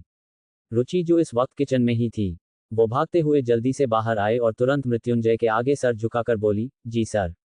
मृत्युंजय ठंडी आवाज में बोला, किसने कहा था इसे किचन में भेजने को? ये सुनकर रुचि धीरे से हिचकिचाते हुए बोली, सर हमें माफ कर दीजिए, पर हमने इन्हें बहुत मना किया था, पर ये बहुत जिद कर रही थी, जिस वजह से ये सेफ के साथ किचन में चली गई, लेकिन इनकी देख रेख के लिए मैं खुद किचन में मौजूद थी, इसलिए आप फिक्र मत करिए। तभी मृत्युंजय उसकी बात को बीच में रोकते हुए दांत भींचकर बोला, क्या मैंने परमिशन दी थी इसे किचन में भेजने की? ये सुनकर रुचि चुप पड़ गई। वही कुकी जो काफी प्यार से और मासूमियत से मृत्युंजय को देख रही थी, उसके चिल्लाने से वो बहुत सहम गई और वो जल्दी से रुचि के पीछे छुप गई। वहीं मृत्युंजय अपने हाथों की मुट्ठियां कसकर बनाते हुए बोला, आइंदा से अगर इसने किचन में पैर भी रखा तो आप इस पैलेस से बाहर जाएंगी, और याद रखिएगा अगर मैंने काम से निकाला तो पूरे इंडिया में कोई भी आपको काम नहीं दे सकता। मृत्युंजय की बातें सुनकर रुचि की आंखें भर आए और वो तुरंत हकलाते हुए बोली, नहीं नहीं सर, ऐसा मत करिए, मैं आगे से पूरा ध्यान रखूंगी। मैं कभी इन्हें किचन के आसपास भी भटकने दे दूंगी, प्लीज माफ कर दीजिए। मृत्युंजय ने ठंडी सांस भरी और उसके पीछे छुपी एक नजर कुकी को घूरा। कुकी की बड़ी बड़ी आंखों में इस वक्त मोती जैसे आंसू भर आए थे और वो अपनी पलकें झपकाते हुए मृत्युंजय को ही घूरे जा रही थी। ये देखकर वो कुछ सेकंड के लिए रुका और फिर बिना कुछ कहे वहां से लिफ्ट की ओर बढ़ गया। वही उसके जाते ही रुचि ने तुरंत कुकी को देखा और वो जल्दी से बोली, प्लीज आप अब किचन में मत जाइएगा, अगर आप वहां गई तो फिर मुझे यहाँ से जाना होगा। क्या आप चाहती है कि रुचि आंटी आपको छोड़कर जाए? कुकी जो काफी ज्यादा मासूम और भोली सी थी, उसने जब ये सुना तो वो अपना सर, छोटा सा सर जोर जोर से ना में हिलाकर बोली, नो आंटी, आप कुकी छोड़कर मत जाना, कुकी डेडा प्यार नहीं करते, ओनली आप कुकी से प्यार करते हो, और अभी मेरे पास मेरी कोई मम्मा भी नहीं है, इसलिए प्लीज मुझे छोड़कर मत जाना। उसकी ये बात सुनकर रुचि ने उसे अपने सीने से लगा लिया। उसे कुकी के लिए काफी बुरा लगा करता था। वहीं दूसरी तरफ मृत्युंजय अपने रूम में आया। वो सीधे वॉशरूम चला गया। कुछ देर बाद वो एक सिल्क रोब में बाहर निकला। वो अपने दूसरे हाथ में पकड़े टॉवल से अपने बालों को रब करते हुए टेबल से फोन लिया और उसमें कुछ स्क्रॉल करने लगा। तभी साहित्य का कॉल आया, जिसे देखकर मृत्युंजय कुछ सेकंड रुका और फिर उसने कॉल पिक करते बिना एक्सप्रेशन कहा, क्या है? तभी उधर से साहित्य जल्दी से बोली, भाई तुम किस दुनिया में रहते हो? इंटरनेट खोलो और सोशल मीडिया चेक करो। उसमें देखो तुम्हारी कोई पुरानी गर्लफ्रेंड के बारे में आर्टिकल पोस्ट किया गया है और कहा गया है कि तुम पहले एक प्लेबॉय थे और अब तुम शरीफ बने फिरते हो। किसी ने बहुत अच्छा खासा तुम्हें डिफेम करने की कोशिश की है। इससे तुम्हारे जितने भी चाहने वाले थे वो काफी भड़क गए हैं और इंटरनेट पर काफी ज्यादा इसे लेकर ट्रोल किया जा रहा है। ये सुनकर भी मृत्युंजय के चेहरे के कोई भी एक्सप्रेशंस नहीं बदले पर वो कुछ सेकंड खामोश रहा, जिसके बाद उसके चेहरे पर एक तिरछी मुस्कुराहट आ गई। उसने फिर कहा, मैं इन सब चीजों में इंटरेस्ट नहीं लूंगा। तुम पीआर टीम से बात करो और इसे हैंडल करो। ये कहकर उसने कॉल कट किया और कुछ सोचते हुए तिरछा मुस्कुराकर बोला, लिटिल कैट, तुम अब मुझे डिफेम करने की कोशिश भी करने लगी। इट्स रियली बैड, लगता है अब मुझे तुमको अपने पुराने तरीके से हैंडल करना पड़ेगा। ये कहते हुए मृत्युंजय के चेहरे पर ईवल स्माइल थी और वो क्लोजेट में चला गया। वहीं दूसरी तरफ बिरला विला अंडरस्को क्या करेगा अब मृत्युंजय? कमेंट में बताना। Please comment and like to share folded hands grin at @anu_gold_first kiss me थोड़ा सा whack। URL